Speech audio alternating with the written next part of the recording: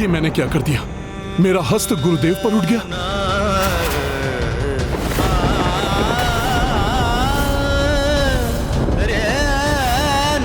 ये क्या कर दिया हनुमान ने? यदि महादेव का क्रोध जागृत हो गया और उन्होंने अपना तृतीय नेत्र खोल दिया तो?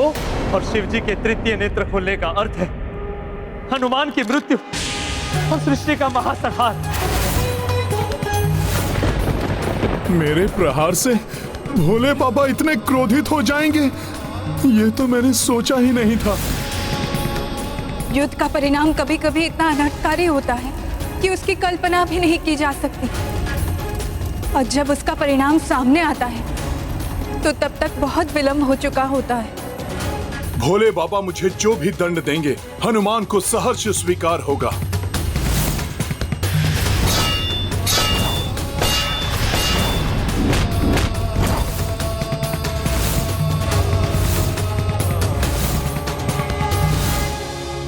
उत्तम, अति उत्तम।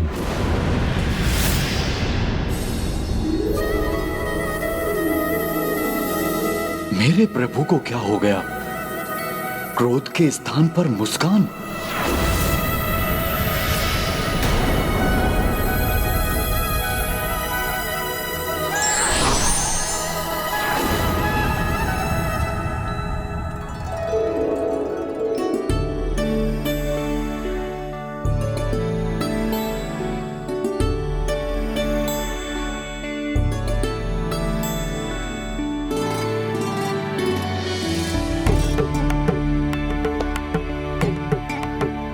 अद्भुत, अद्भुत हनुमान, क्या प्रहार था।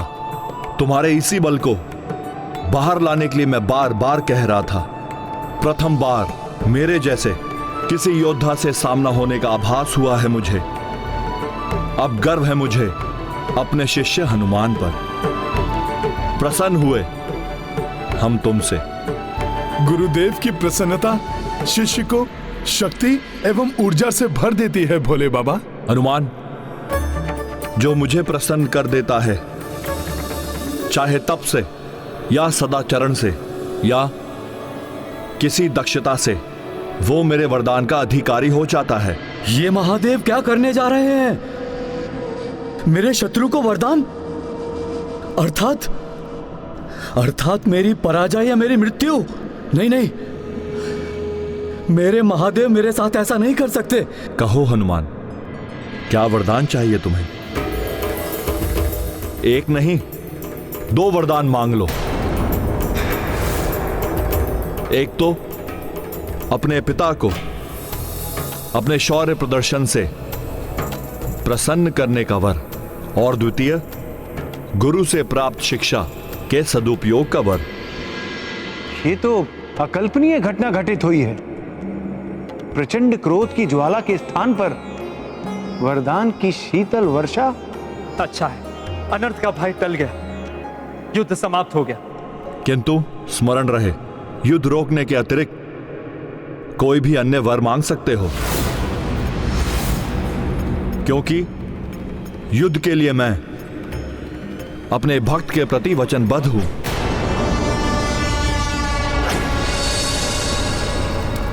ये क्या हो रहा है स्वामी? कभी महादेव और हनुमान के मध्य गुरु शिष्य की मर्यादा दिखाई देती, तो कभी पिता पुत्र का प्रेम, तो कभी शत्रु भाव। वरदान भी एक नहीं 2, और ये युद्ध भी नहीं रोकेंगे। प्रिय, इस समय महादेव पिता, गुरुवर और भगवान तीनों हैं। पिता पुत्र के किसी कार्य से प्रसन्न होता है तो पुत्र को वरदान देता है।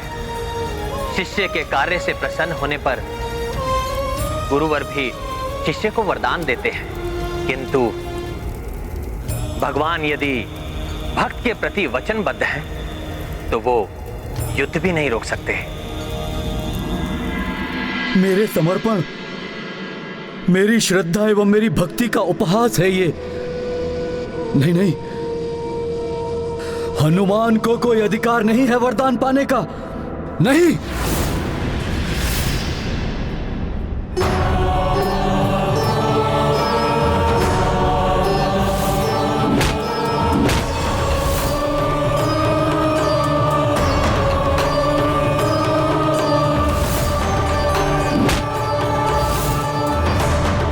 सोच रहे हो पुत्र हनुमान? कहो, क्या इच्छा है तुम्हारी? प्रभु, यदि आप सत्य में ही मुझे वरदान देना चाहते हैं तो पुष्कल को जीवित करने एवं राम काज में घायल हुए सैनिकों आदि के उपचार करने का मुझे उपाय बताइए। हनुमान, वरदान तो तुम स्वयं के लिए मांग सकते हो, फिर तुम इसे किसी अन्य के लिए व्यर्थ क्यों कर रहे हो?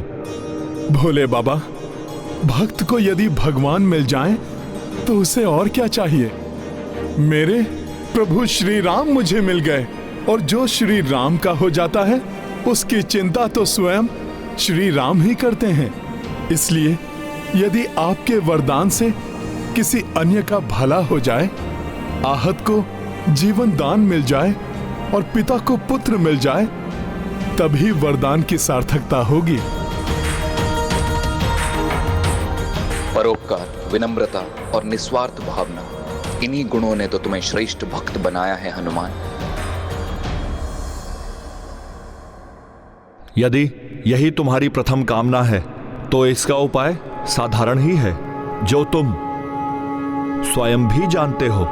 स्मरण करो, लक्ष्मण जब शक्ति प्रहार से अचेत हुए थे, उन्हें कैसे सचेत किया था तुमने?